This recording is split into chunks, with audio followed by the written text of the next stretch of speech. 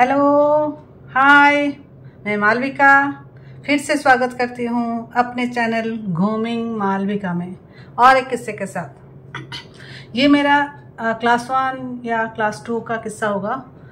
Class चल रहा था तो टीचर ने बोला, Malvika you stand up, you go and stand outside because you have not paid the fees.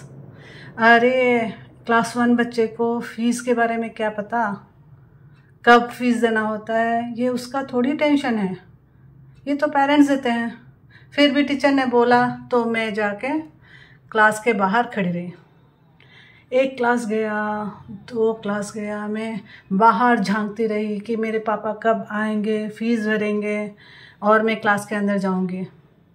लेकिन स्कूल पूरा ख़त्म हो गया और इतना मन भारी था कि पूछो मत। मैं उदास चेहरे से लेके घर वापस गई। फिर मेरे पेरेंट्स जब देखा मेरा चेहरे को, पूछा क्या हुआ, आज कुछ हुआ था क्या स्कूल में। मैंने बोला आपने स्कूल फीस भरा नहीं, मुझे पनिशमेंट दिया गया, मैं 2 क्लास बाहर खड़ी रही सिर्फ आपके वजह से।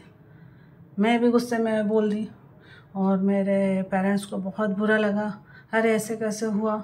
और उस दिन मेरे पापा का बहुत काम था तो उसके वजह से वो आ नहीं पाए थे और उस दिन ही लास्ट डेट था स्कूल फीस भरने का।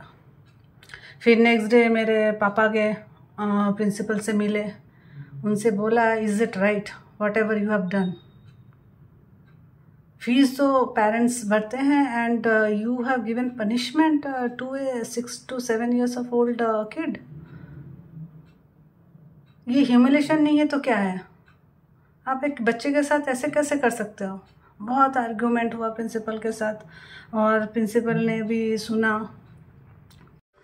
तभी से स्कूल मैनेजमेंट ने डिसाइड किया कि फीस 1 मंथ एडवांस में लिया जाएगा, so that they should not handle such situations in future। चलो ऐसे तो वो बीत गया टाइम, मेरा इतना इम्पैक्ट नहीं हुआ और हम लोग तभी इतना सोचते भी नहीं हैं कि अच्छा पनिशमेंट के तौर पे मुझे इतने लोगों के सामने खड़ा किया गया और कुछ तभी दुख होता है, लेकिन फिर हम लोग भूल जाते हैं। लेकिन आजकल के बच्चे इतने इमोशनल होते हैं, पूछो मत। आप सोचो एक छोटे से बच्चे को इतना एक छोटा छोटा चीज़ ऐसे एक्यूमुलेट होने लगे तो उसका दिमाग में बुरा असर पड़ता है। कोई बच्चे गलत डिसीजन भी ले लेते हैं और कुछ रॉन्ग पाथ में भी चले जाते हैं।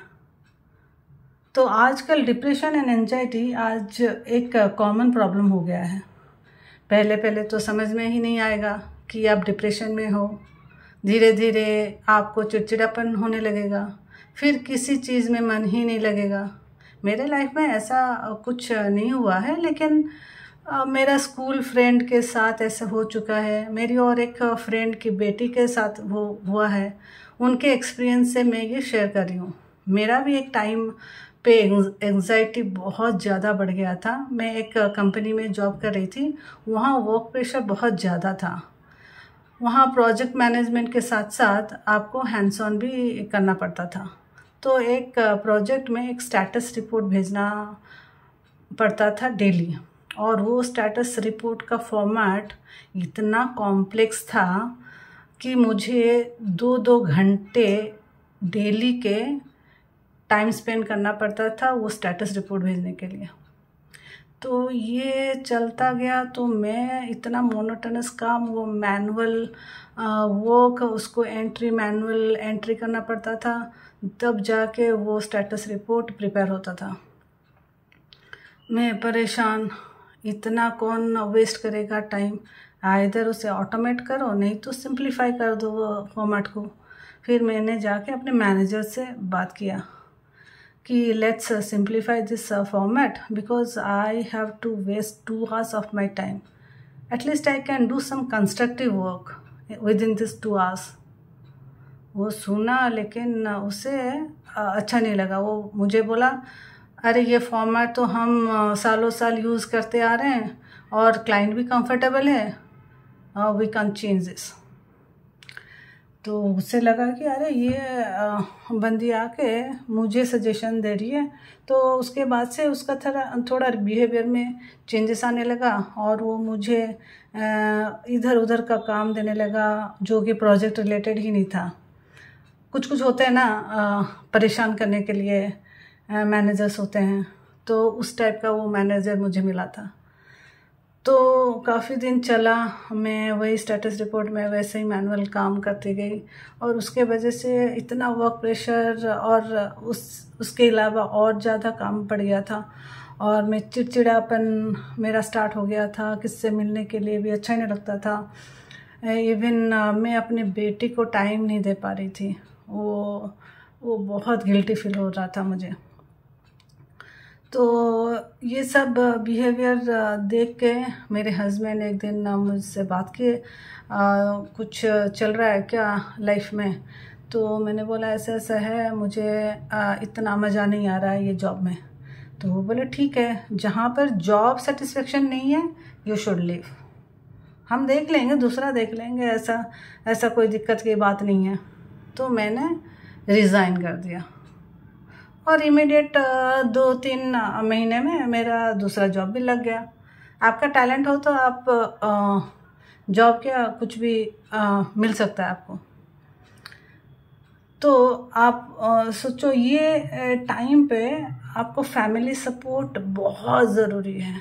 अगर मैं तभी फैमिली सपोर्ट नहीं होता और मैं कंटिन्यू करती जॉब में, धीरे धीरे वो एंजाइटी लेवल कब डिप्रेशन में चला जाता वो पता भी नहीं चलता है कि नहीं।